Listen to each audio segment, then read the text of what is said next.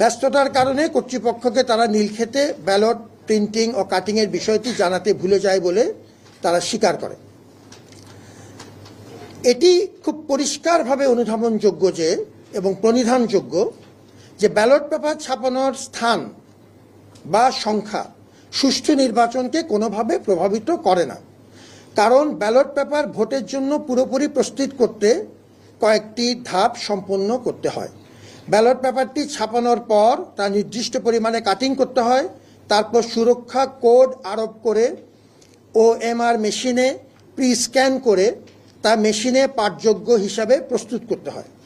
এরপর chief returning কর্মকর্তার seal সহ স্বাক্ষর ও কেন্দ্রের দায়িত্বপ্রাপ্ত রিটার্নিং অফিসার স্বাক্ষরযুক্ত হলেই তা ভোট গ্রহণের জন্য উপযুক্ত হয়। এ সমস্ত প্রক্রিয়া সম্পন্ন করেই পূর্ণ সতর্কতা এবং ডিউ ডিলিজেন্স বজিয়ে রেখে